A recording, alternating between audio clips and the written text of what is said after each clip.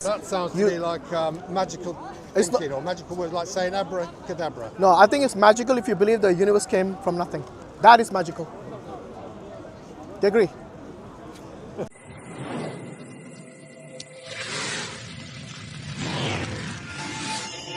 After quite a while, and I think it's been a few years, isn't it? Since we last spoke. I forgot even what the topic was.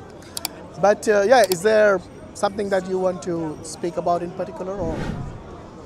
Well, just because I mentioned earlier, there was a fellow who was, his subject of conversation today was against evolution from a religious perspective. Yeah. And I asked him, well, I said my perspective is that I think all religions, all major religions, give humanity an evolutionary advantage. Yeah. So societies that have a religion are more likely to last longer. Yeah. If a society loses a religion, then that's right. Yeah, but even they don't have a focus. Look, even if they come up with some evidence for evolution or whatever it is, it doesn't really take away the existence of God, does it? Because before evolution, they have to talk about the universe itself, about how did the universe come into existence. Well, I personally think that all religions are man-made. You think so, yeah? Yes, and there is something in our brain that that gives rise to this. Okay. And it is almost like symbiosis between humanity and religion that makes humanity successful. So you're saying that God doesn't exist? Is that what you're saying? It exists in our minds. Or you're saying, I don't have evidence, so I'm not certain. Where do you stand? I don't think it's possible to prove one way or the other. Okay. So what kind of evidence would convince you that God does exist? Do you have a criteria in mind? No, I'm not looking for a criteria. I'm not looking to prove it or disprove it. Yeah, but then you can't say for certain that God doesn't exist. No, I can't. No. You can't. Otherwise, it's just a claim, right? That's just my opinion. Yeah, not very scientific. Well, my point is very scientific. It is impossible to scientifically prove or disprove the existence of God. So that is Which scientist said that? Oh well. You know, there are many scientists who believe in God, Yes, who believed in God, like Newton used to believe in God. Do you know that? I'm not sure. One of the greatest scientists. They may act in a religious manner, and I think many people who say they're religious act as if God exists. No, they don't act. They actually believe in it. You can't just say they're acting. No, well, that's not possible to prove. But anyway, either. science doesn't work like that on claims and opinions, because that's no different to any other religion who's claiming their God is maybe a monkey, for example. You know, so this like I said, you can have claims and you can have deduce that God exists through logic and rationality. So if I were to ask you, do you believe that the universe exists? Well, I don't. Or is that an illusion? Is that is it what's called the ontological argument? You can bring God into existence through logic. No, not bring into existence. we can derive. We can come to the conclusion that God exists. That sounds to me like magical thinking or magical words, like saying abracadabra. No, I think it's magical if you believe the universe came from nothing. That is magical. Do you agree? Because nothing. I don't know. I know scientists are looking into the origin of. How can scientists look beyond the Big Bang, for example? How? Tell me. There's no time, no space. How would they actually? This is something I. This is called the gap of science. Watch on the television every now and again. I find it fascinating to listen to scientists speculate. So do I. And the scientists. I don't spend a great deal. The scientists will not tell you how the universe came to existence. They will explain to you about what already exists. The naturalistic science, that's what they deal with. The expertise is not to deal with something which is metaphorical. It's beyond the scope. Theories. They'll talk about theories. There's various theories. Not for metaphysical things. Oh, well, the existence. Do you think the start of the universe? They'll have certain theories about that, and they will talk about. Let me ask you. But they won't be set. They won't be set on a particular theory, or some scientists do get stuck in a particular, especially if they've thought of it. That will be a hypothesis, not a theory. Okay. If they don't have evidence for something, sure, they say, okay, this is a hypothesis. So until they have evidence, or they can disprove No, that. we're talking semantics, but No, we are not. We are talking science. Because scientists will not tell you, okay, you know, there are scientists who believe that we came from the UFOs. the UFOs. Yeah, Oh, but this is the hypothesis. And by the way, this is one of the greatest scientists. I think he's the one who discovered the DNA, you know, the model. He's the one who initially said the shape of the DNA is like this, or discovered. Speaking of DNA, so if let me ask you, if you saw your name written on a beach, yeah, just you're walking by and you see someone has written Robert, you don't know who wrote it. What would you assume looking at that? Would you assume that somebody wrote it, or would you assume it just happened to be there by chance, randomly? I would assume that the tide would wash it away. No, before the tide washes it away. What would you assume? Oh yes, someone's written it. Why is that? You haven't seen it, right? You haven't seen somebody write it. So why did you make that assumption that somebody wrote it? Well, they probably wrote it between tides. Regardless, somebody wrote it. That's what I want to know. Why would you automatically assume someone wrote it? It's not. Why something not I it come by spend- chance, by magic, like the way according to you the universe came?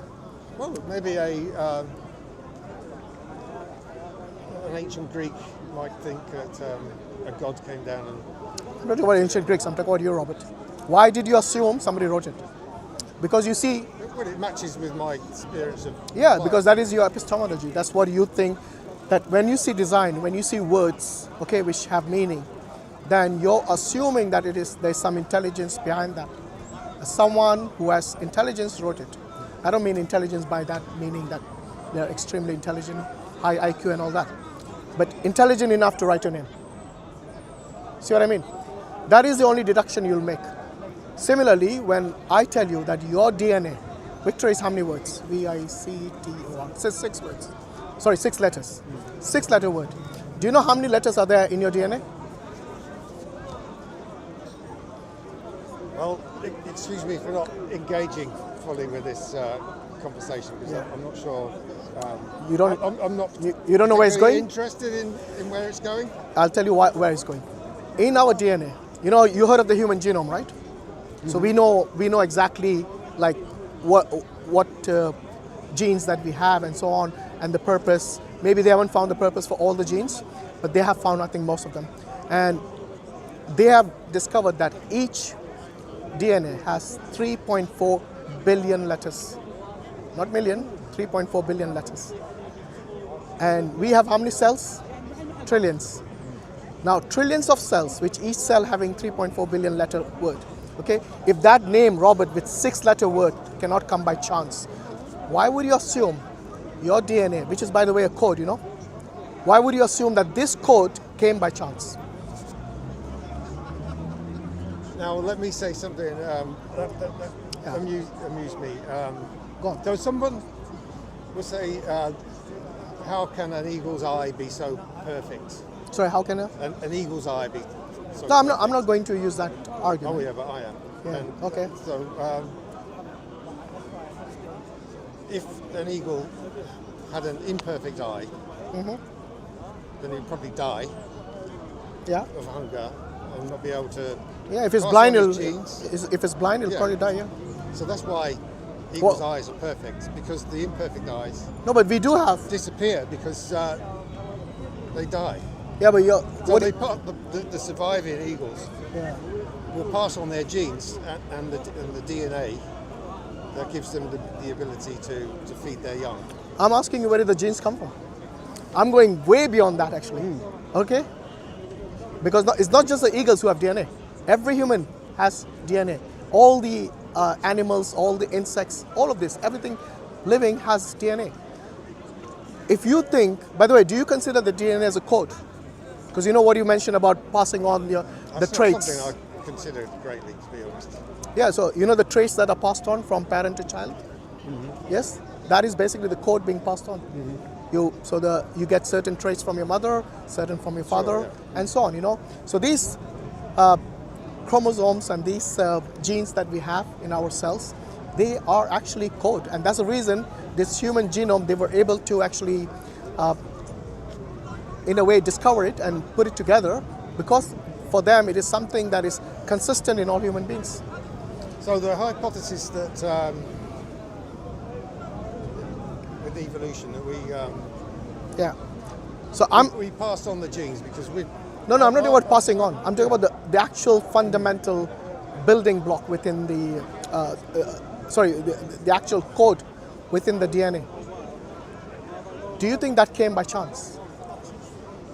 No, it's because your parents have been successful in passing on their genes to you, and previous generations. Yeah. Their parents and parents and parents. So where did been successful. Where did the first DNA come from then? Well, this is the process. What process? Of evolution. No, you're explaining of what is existing. I'm saying before it existed, where did it come from? What is the theory of evolution? It's through the process of natural selection. That doesn't explain the DNA. So we are talking about abiogenesis, okay? The cell itself. I'm talking about the theory of evolution. No, I'm saying even before that. Like, you know, before you can become an organism and evolve, you need to have cells, right? I'm talking from the get-go, from the very basic building block of a cell. Where did the DNA come from initially? Because, okay, let me ask you another question. Maybe this might help. I see code. The people who have put together the human genome, they see code in it. Would you, just like the way you assume that somebody wrote your name on a beach and it didn't just appear by chance or randomly, would you then, with the same logic, would you assume that this code must have a coder? We're talking past each other because no, we are not. I don't spend much time thinking about that. Maybe you should then. Maybe you should. It's about time. Because what you're doing is you're thinking about evolution, but not thinking about the very cell, which is fundamental for this evolution according to your theory. I reckon that religion is useful By in the way, giving humanity an evolutionary advantage. Societies that have religion are able to procreate and pass their genes on to the next generation. I think people, regardless of their belief in God, they're going to pass on their genes. Because that is the structure of the genes. It is programmed such that it can pass on to the next generation. But the people with imperfect genes are less likely to pass them on. We're not talking about exceptions. I'm talking about normal human beings, okay? So the question I asked you is, would you consider any code to have a coder, or would you say a code just comes into existence by chance, but randomly? It's not something Logically, just think logically. You know what's a code, right? I know people have DNA code. No, I'm not talking about DNA. I'm talking about code, like a programmer who writes a code. Yeah. Say, for example, the phone. I'm sure it's got lots of codes in there in order to display even the time. Yeah. Do you think that just came randomly, or somebody actually programmed the phone to function the way it is functioning? Well, I know we have computer programs. There you go. Would you consider any computer program to come by itself? Or would you say there's a programmer behind it? Like even the AI, which generates this random code sometimes, that wasn't by itself. It also has a human who's programmed it. Life came about initially, or okay. So anyway, let me answer the question because before the Big Bang. But yeah, people are working on this. No, let me answer the question for you. I'm happy to dip into science programs on the telly every now and again, and I'll get some more insights. But so logically, a program or a code doesn't just appear randomly. It must have a coder or a programmer. This is what a logical deduction should be. Do you agree? That's not something I spend much time. You don't need to. I mean, this is a very basic question. You don't need to go into. In fact, you don't even need to be a programmer to answer this question. Okay. Yeah. And so, by the way, I don't think we're going. No, we are, because I'm giving you through logical deduction and reasoning that there are certain things you cannot deny, which do exist in reality, like the existence of your DNA, like the existence of this universe. We cannot say that all of this just came about randomly. So let's. I'll restate what I said earlier. I think you're trying to bring about God by. In fact, I haven't mentioned God, if you have noticed so far. So I'm using only reason. So you're intending to. Yeah, of course, because my intention is to show you that even logically and using rationality, you can come to the conclusion that God exists. You're trying to make God spring out of existence through. No, I'm using logic and reason. Words, like abracadabra. No, it's not. Open sesame. In fact, anyone who believes the universe came by chance, they are believing in magic. Because nothing cannot produce something. And the universe is definitely something. You cannot say it just came about one day by itself.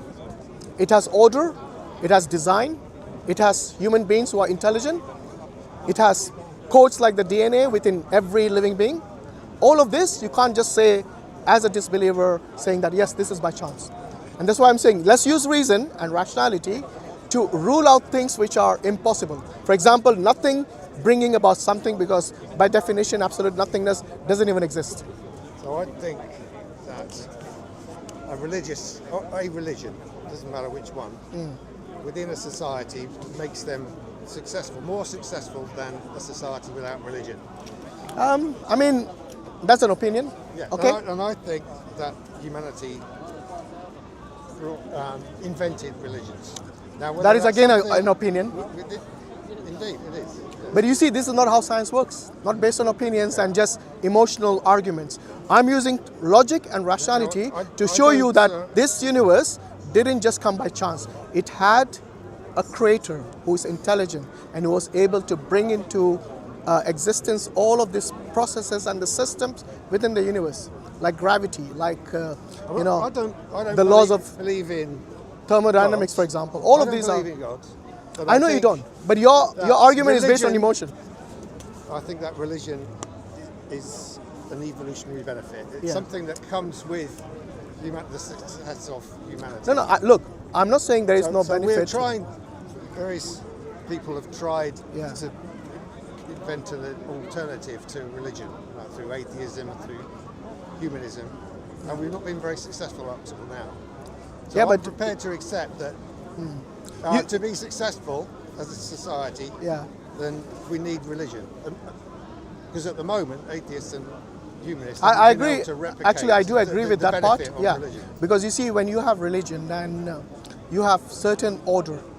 Because then you don't bring in your own emotions to say, okay, the do's and the don'ts are because I don't like it or I like it. Because then our morality would be questionable, isn't it? Because it's just based on emotions. Whereas in religion, you have certain order. Like, for example, the Quran says drinking alcohol is forbidden. And you know why? Because alcohol causes a lot of problems, for example. But we say the reason God has forbidden it is because God knows us best, and He knows. I see all scriptures as the distillation of the wisdom of humanity that humans have written down. You keep saying human has written down, but you haven't provided any evidence other than just your emotions. That's my opinion. Yeah. Exactly, but that's not how science works. Like I said, there are scientists who say that we came from UFOs. I don't think it's possible to prove scientifically whether God exists or doesn't exist. Sorry, say again? I'm an agnostic in that I don't think it is possible to prove scientifically whether God exists or doesn't. It's good we have made progress, because at the beginning you said you completely ruled out God, right? It's on camera. So anyway, we have made progress, which is a good thing. That now you stand on the fence. No, that's what I said at the beginning. Well, before the cameras will, the recorded videos will say. Well, you and I both had this conversation before this started, and now I've repeated what I said. So anyway, look, it's a good thing I'm saying, that you do not completely rule out the existence of God, which is a good thing. All right. So now, how will we understand where the universe came from? You can't say one day science will prove it, because you see, science will not function without space and time. It's impossible for science to work. In any equation, they will have to put this, right? Now, I think that humans can become religious purely by acting as if they are religious, and then acting as if they are religious, and through going through living as a religious person, then eventually it becomes habitual, and then there will be a Muslim. Or how do you define religious? How do you define that term? Someone who goes to church and practices what's in the scriptures. Okay. So if you decide that I want to have children and I want them to grow up in a structured society, I will start going to church and I will act as if I am a Christian. Okay. And once you've been doing that for a while, then you start to believe it becomes habitual. And so that's useful for so society. you think it's just structured society. So basically, you're saying it's just a societal, cultural thing. Is that what you're saying? Yeah, and then it gives humanity a evolutionary advantage. by What- having religion. what do Even though God maybe doesn't exist, but there's something in our brain that's connected to a need for a religion for structure. It's called fitra. Alhamdulillah. Right? We call it fitra. You know, you have an innate disposition where you search out the existence of God. And this we call, as Muslims, you know, we believe that everyone is born upon fitra, yeah, which means your natural disposition, that there is a higher being So we will who's be, brought all this as into a existence. species, unsuccessful if we abandon religion. That's what I'm saying. But I don't believe in God. I I kn- believe. No, that you were on the humans fence. You were on the humans fence. need Don't change religion, again. Because at the moment, atheists and humanists haven't been able to replicate the benefits of religion. Who is a humanist for you? Who is? Yeah. Andrew Coxon is the, No, the head humanist. not the person. I mean, whom would you define as a humanist? Someone who seeks to find meaning and purpose in life without God. Is that what humanist is? Well, that's. Why can't humanists be believers in God? Well, I think some are. Yeah, but I don't know. Your definition seems a bit off. It depends how you define humanism. Exactly. Some That's why I asked you. Humanists have. It's not consistent. I mean. Yeah, there you go. Everyone has their own definition. And the same thing with atheists. Whom would you define as an atheist? I don't know. Someone who defines himself as an atheist, like I think Richard Dawkins defines Yeah. himself as an So atheist. those who say there is no chance for existence of God, so they have completely ruled out God. All right, but even they Yeah, will not. I find it's a bit negative. defining Even they will yourself not in the say with absence of certainty. You know, something. like Yeah. this, because what they're doing is they're again for them it is something that they are basing on their own opinions. Yeah, I would confess that maybe I am an atheist. However, I don't like to define myself as one because it's a bit negative. Because you define yourself as an agnostic just a few minutes ago. Yeah, that's right. Yeah. Yes. So- but some agnostics are also atheists. You know. I don't think there's such a thing as atheists. I think they all are agnostic. Because for them to make this assertion that there is no God, this it's coming from emotion rather than from evidence. If you're uncertain, then you're uncertain. Then say you're uncertain. Don't say, okay, I'm going to write it in stone that there is no God. Because Some they have no people proof are. for that. Some people are very certain. I know that, but that There is comes no from God, emotion, yeah. and that's not how. I'm pretty certain there's no God, but I can't. You prove can't it. be I certain. accept that. How can you be I certain? accept that I can't prove Be it. certain, brother. You have to be certain. How can you be certain that there is no God? On what basis, other than your emotion? Yeah, I think we sort of agree on. Yeah. So, like I said, look, for me, there's no such thing as atheists. I think they all are agnostic, but they don't want to admit they're agnostic because they don't want to use this phrase, "I am uncertain." It comes from ego, then, isn't it? When we ask these atheists, okay, what is your proof that there is no God? Because when you make a positive claim, then you should provide the evidence for it, isn't it? So we as Muslims say, okay, let's use logic and reason. I'm okay? like the inverse of what you're suggesting. I think I'm an atheist, but I don't want to be that certain. Then you're not atheist, you're an agnostic. Yeah. By definition. But Okay. there's a part of my brain that says, I'm pretty sure. Exactly. I'm pretty sure there's This no is the God. ego I was talking about just a minute ago. Because when you don't want to use this phrase, I'm uncertain, because that makes you feel like, okay, this guy got. I'm happy to discuss it. I don't want to It's admit not- that I'm it's not- uncertain it's about not- anything. It's not, Yeah. it's not ego for me, because I'm quite No, happy to it might not to be admit something that you so- do it deliberately. Okay, so maybe this is you have been conditioned to do that, and sometimes conditioning is not like you don't actually intend to do it, but because you have grown up in such an environment. We're all maybe so. Yeah. programmed in some way or other. Oh, I like the way you use programmed. So yeah, coming back to program, do you admit that a program requires a programmer? I would say yes. Well, with a I've never computer- seen- with a computer program, Yeah. then yes, but I don't know how humanity or life started. So By the way, the DNA is much more complex than any computer program you have ever seen. And the people who actually wrote about the human genome, they admit this. In fact, there was a time when they said that okay, these particular chromosomes are junk. This is junk DNA. But later they discovered that these are really important things. So as science progresses, it becomes more evident about the existence of someone who is like the ultimate designer, the ultimate programmer, yeah, but that might and the have ultimate been- creator that and particular program, intelligence, which yeah. is redundant now, might have been really useful when we were fish. sorry, which program is redundant?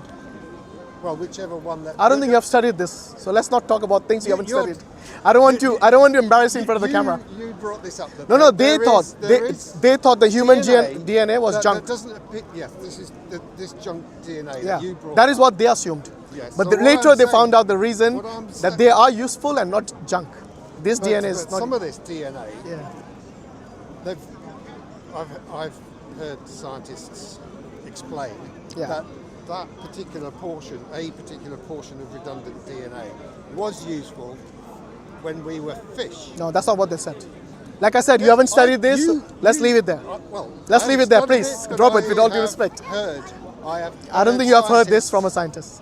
They will not say this. I've heard this from Yeah. By the way, from documentaries on the telly. no, I don't think you. I don't think you have heard this. That your DNA contains something that the fish used.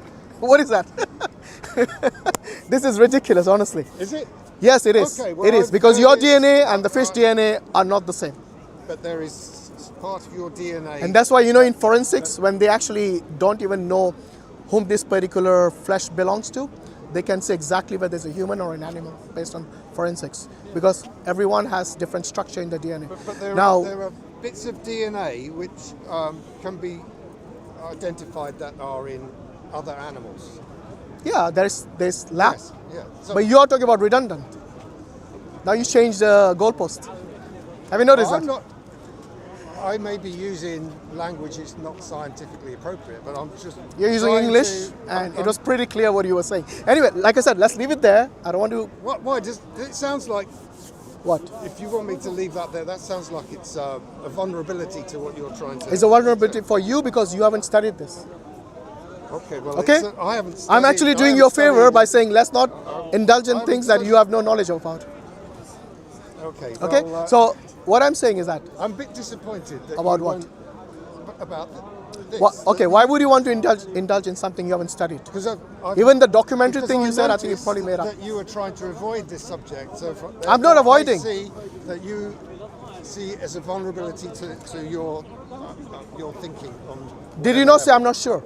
Did you not say that? No, you said that what I'm referring to is ridiculous, and It is. all I'm saying is that I've watched documentaries on the telly which have explained this. Explain what? What we're talking about now about, No, explain- about explain what? DNA Yeah. that doesn't appear to be useful now has been identified in other species Where did you hear that? on the telly. Which telly, which documentary? Telly. It's, Okay. it's my personal telly. Yeah, in my living room. Yeah, but your documentary is not personal. That is broadcasted Yeah, by but maybe so- BBC so or something. Now you are sounding very certain about Yeah. something that maybe you don't know about. No, actually I do. That's why I told you there are things in your DNA So you- which are I will go. I will which go might away overlap with and- other species. I'll do You might have some further certain things which are similar in other species, but it doesn't mean that there are things in the DNA which are now redundant, which used to be used when you were a fish. Now you've inspired me to go away and research this because it's There something you go. that I have heard and I recall, and now I will Very look good. into it even more. The DNA that I recall as being described as Yeah. redundant and is related to, as one example, fish DNA that we have now that's not useful to us now as humans. Mm-hmm.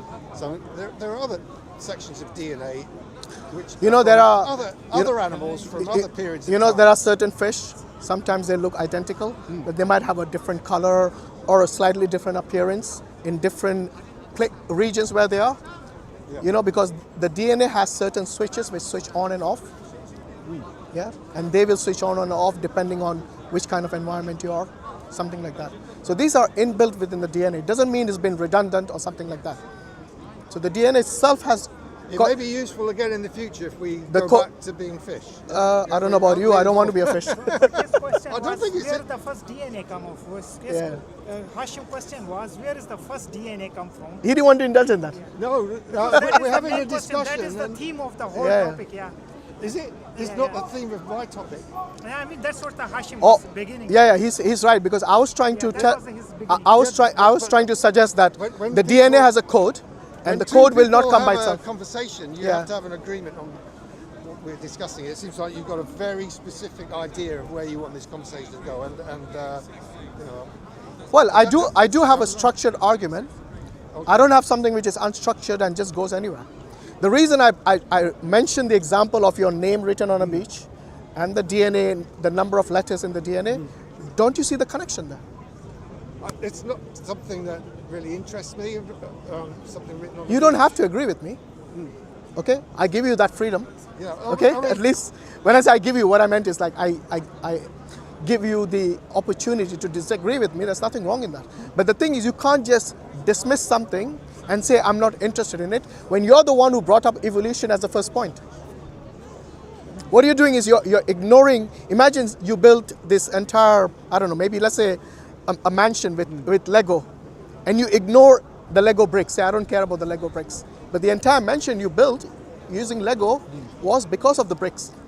That is exactly when you say I'm not interested. That's what you're trying to do. What I'm trying to do is to avoid an ontological argument where you're trying to bring God into existence. By the way, there's not use of words. This example about the DNA. Using logic to. This example about the DNA is not ontological. This is literal. Okay, so literally the DNA exists. Literally the universe exists. All I'm asking you is to tell me where did it come from. And you're saying, when you're stuck, you say, I'm not interested in that. No, it's not something I spend a lot of time Please thinking about. Just, it's a very interesting conversation. Yeah, go ahead. I really like it, and the debate is fantastic. As a doctor, a medical doctor, scientist for 40 years in this country, I will tell you something. Oh yeah. Yeah. We don't know much about our body and all this. They're all theories. Most of them are theories. Sorry. Oh. Yeah, hold it and just speak in that. What we know is about 15 to 17%.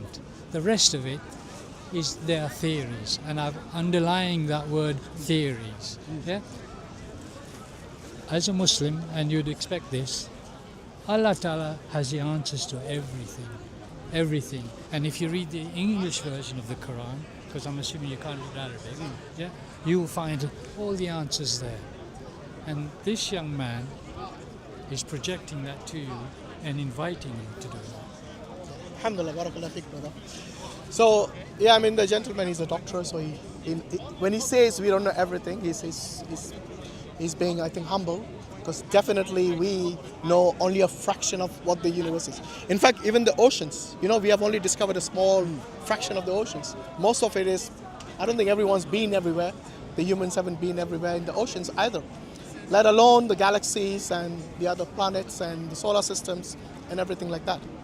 And we see, when we look at the galaxies and we look at the solar system, we see design there.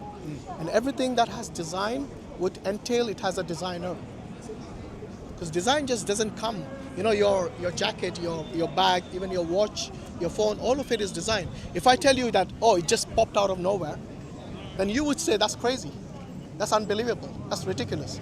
I say the same thing with people who say that the galaxies, which are more complex than anything that you have seen, I've talked to Muslims came by before, chance. and they've used the example of the eagle's perfect eye as the example of divine. Everything's design, yeah. But even your eye. That's why I brought that up and said the reason that the eagle's eye is perfect is that if it was imperfect, it would be dead. You'd get hungry and be dead. So do you know that there are no or very few eagles with imperfect eyes? What about humans? Because what if you apply the same example to humans? you can apply it. You think there are no blind people out there who live a good life? I would say not perfect like us. But we have a welfare state. Exactly. So you see, this argument that they would die is something which only applies to. But eagles don't have a welfare state, do they? I agree. What I'm saying is that what you're talking about is an exception. Instead of admitting that the eyes are so complex and beautiful designed, you're focusing on the imperfection within this creation. It's absolutely obvious why eagles don't have imperfect eyes. It is like me saying that you don't have wings, so you're less capable than an eagle. I mean, come on. What is exceptions got to do with this argument? I'm saying the basic building block, which is your cell itself. The cell is so complex that it has its own mitochondria, which is like the powerhouse of the cell. Where do you think that came from? Sorry, I was distracted. You zoned out. Still I'm thinking of another example as Don't bring exceptions, please. That's not the rule. of eagles. Exceptions don't make a No, rule. these are rules. It's humanity is the exception where we have the welfare state. No, I'm saying exceptions do not make a rule, You can see- even in the animal kingdom. You can see evolution working quite well in nature. How does evolution discount God, for example?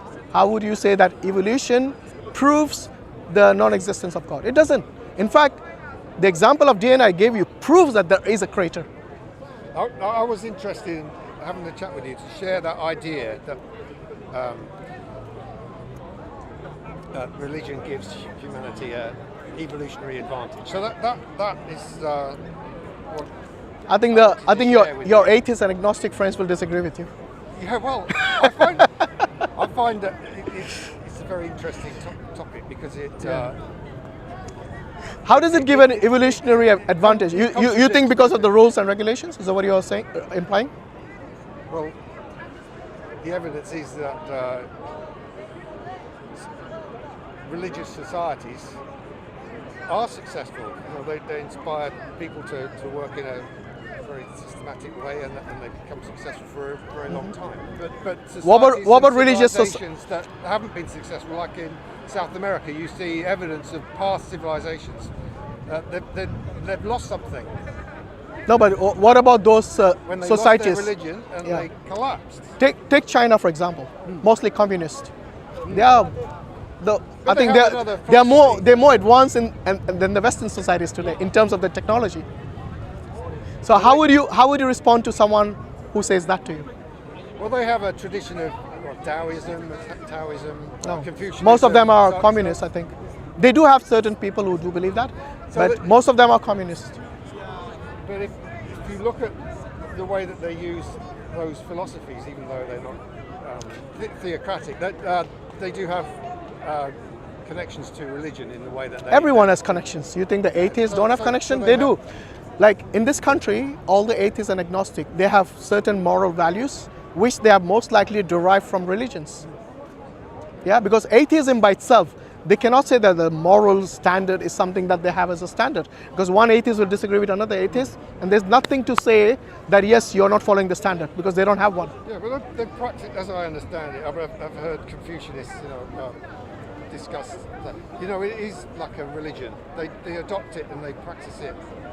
Taoism, and Confucianism as That's not pseudo-religious. Yeah, but that's not I would include that in the sort of. That is not what the communists believe. They have different. They can have different ideologies, but still be communists. Yeah, communist is very recent, isn't it? 100 odd years old, but Confucianism goes back. Even then, long before. Yeah. What we're talking about, thousands of years. yeah.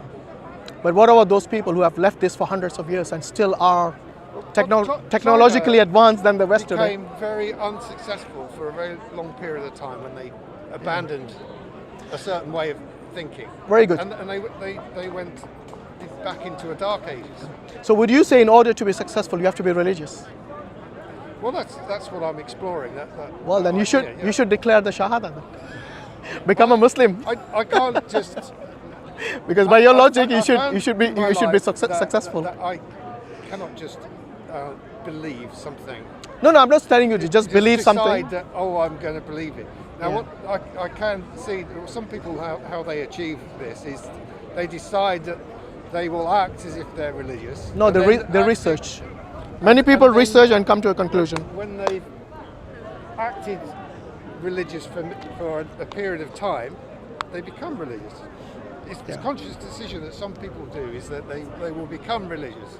So they start off acting as religious and then they become it. So that's something I could do at some point, but it would be a conscious decision as a non-believer that would say, okay, if I start practicing acting as if I was religious, then it would become so habitual that I would believe it after a number of years. Yeah, but why can't you use logic and reason to come to the conclusion that we didn't just come by chance or randomly? We have a creator, a designer, who brought all of this into existence. What is wrong with that? Well, I would say that if I practiced that idea for many years, then I would probably end up believing it. No, I'm saying based on your logic and reason that you have acquired in your life so far, what would you give as a reason for saying that there is a necessary being who brought all of this into existence? My suggestion, please, is We're at an impasse. an yeah. intelligent man like you talking to another intelligent gentleman. To abandon my disbelief. No, listen to let me finish, please. Is get the English Your uncertainty. English version of the Quran and just read it. Yeah, inshallah. Just read Have you got a copy of the Quran? You know, I was given a free Quran at a Dawah table once, Yeah. and I started reading it at home, and in the first few pages it said, this is a book for believers.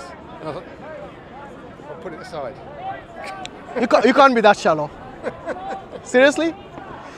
Because when he says, I think it's at the very beginning, Alif Lam Mim Dhalikal Kitabu La Raiba Fi Hudan Lil Muttaqin. So it talks about the guidance is for those people who are God conscious. Okay? But that doesn't mean that a person who is a disbeliever cannot become a believer. Because the Quran, because if you're that shallow, you just read the first few pages and abandon it. I mean, this just shows I had other that things you to don't have the read. depth of researching I had things. a lot of books to read, and I thought, oh well, I'll get on with something Yeah. else. So maybe you should read it and then come to a conclusion, because I've not just read the Quran, I've read the Bible as well. I've read the Bhagavad Gita, I've read other religious books. And then I've made a conscious, informed decision. Not just reading first few pages and then, superficially saying, oh, this doesn't work with me. Because then, you could say the same thing about a history book. Yeah? That you read first few pages, you don't agree with that, so just let's ignore it. Because you see, if you really are someone who values truth, then you should make an effort to search for the truth. Do you value truth? Yeah, I do, yeah. Okay. So if you have something that has come to you which you think makes sense, and you cannot disprove it as falsehood, so you cannot disprove it as truth, then why would you say that is something that you disagree with? Well, generally what I do, say with history, is that I read a book and I say, okay, that's an interesting perspective, but I wouldn't say, well, that's the true perspective. I'll read someone else and someone else's opinion, and I thought, oh, that's also an interesting perspective. It doesn't matter what Maybe history it's you read. somewhere between Yeah. the two. You heard of this phrase, the victors write history? Oh yeah. There you go. So you'll never see a lion writing history that it has won against human being. The human will always say, oh, they have shot this lion. See what I mean? So this is something, by the way, this is I think an African saying or something. It's not to be taken literally, but it's just an analogy. However, what I'm saying is that we can, using reason and logic, come to a conclusion that we do have a creator. Yeah? Because you see, everything in the universe is something that is dependent or contingent upon another. Yeah? Take the example of if you wanted to make tea, you'll most likely boil water. In order to boil water, you need fire or electric. Yeah? And that is the cause. And the effect is you get hot water. So everything has cause and effect in the universe, which means that there are things which are dependent on certain causes. All right? So if I were to ask you that within this universe, you see everything is dependent on each other, which makes the universe itself dependent. Yeah? Like for example, it depends on certain things like the law of thermodynamics, the law of like gravity, a lot of things, yeah? Otherwise the universe wouldn't exist. They say that initially if the amount of gravity or radiation was X or Y, then the universe would actually collapse on itself, or it would expand so fast that the universe that we have present wouldn't even exist. So everything is like fine-tuned. Like if we were a bit further away from the sun, okay, or a bit closer to the sun, we would either freeze or burn. So why do we see this order where, especially on this planet, like I haven't seen life on any other planet, especially on this planet, we are like in this perfect distance from the sun, which they call the Goldilocks zone or something like that. Why do you see this fine-tuning in the universe? Well, we wouldn't be here if things weren't the way they are. Exactly. What I'm saying is that this is all by design. It's not something which is random. Well, there's two ways of looking at that. How? At least, through my eyes, it's in the same way that an eagle's eye wouldn't be You love that eagle eye, don't you? Yeah, well, it was a Muslim that told me that story, so that's why I wish it wasn't. Because what we are talking about there is exception to the rule. Okay? And exceptions do not make the rule. So when you see certain thing which is just an exception, you don't make the whole thing about that exception. You look at, generally speaking, and that's the reason I brought the example of the DNA, because we all have it. All living beings have it. This planet was slightly in a different position and the sun Yeah. was then we would have a different life on this planet. Or no life. Well, but perhaps, yes. How would you have a Maybe it different life? I think you would have no life. You would either freeze or you would it depends on the different, but yes, possibly. you would either So- freeze or you would burn. Yes. Yeah, So- and that's the reason I'm saying that. So life would be on a different planet instead of here then. Yeah, if that planet was, again, the same would apply to that planet if it was in a perfect location. You see, you can't get away from the fact that there is design in the universe, in the galaxies, in the solar system, everything. This is what In you, call, in like, me. serendipity is that because we are this distance from the Earth and the sun is a particular Yeah. the way it is. But you think So- it's all by random, yeah? It's just chance, right? Well, there are many planets and many suns where there is no life. Exactly my point. It- Which shows, yes, which shows a fine tuning on this Earth So is we're not- something we're which not- is miraculous. No, it's because of the distance from the. No, but look, when you if- when you speak statistically, we're not standing on another planet over Yeah. there because it wasn't the right distance. But listen, we if are you the right if distance. you have millions we of got lucky, didn't we? actually billions, if you have billions of galaxies, and within the galaxy there are millions of trillions of solar systems and suns and planets, why do you think this is the only one? I'm Because not sure- I'm not statistically, sure. We don't you should know have at it. least a few thousand, isn't it? Statistically speaking. But you're saying that is chance, and statistically it's imperfect. I'm saying this is a miracle that is fine-tuned to such that we have life listened here. to the scientist, what's his name? Brian Cox. He said, well, it's inevitable that there is statistics. By the way, I love Brian Cox's documentaries. He's amazing, that guy. Yeah, so Yeah. there will be other planets in other universes, Yeah, in but other we- galaxies where life is possible. And Yeah, but the question is, he doesn't have evidence for that. He says it's possible, possible, okay, which yeah. is, look, if you are a statistician and you know that the probability is that high, okay, then you should have at least a few hundred of such planets. But the fact that we haven't actually discovered Well, any, it may be that another civilization died out 1,000 years ago, and or maybe that wasn't. Again, you're based on your. maybe in a million years there'll Yeah. be another one. But you see, all these somewhere maybes are just opinions. I go by facts. I'm saying, look, let's observe the facts that we have and make our decision based on that. But you want to go based on maybes. Why would I care about the maybes? Or That's you- not how you science works. yourself, Science works on empirical evidence. You rate Brian Cox, don't you? I do, yeah. I like the guy because he mentions certain might be things. right, yeah. You know, most of the things that he mentions brings me closer to God than ever. Because you see, when they had this, when they had the Hubble telescope, and now they have the new one. What's it called? Do you know what it's called? The new one? Well, I did know a few days ago, but I can't recall it at the Yeah. moment. So the new, the more advanced telescopes that they have, okay, shows that they can actually show that the universe to a much. Sorry, they can say that okay, the universe is much more vast than we thought it was before. Much more what? Much more greater than Oh, it yeah, was okay. before.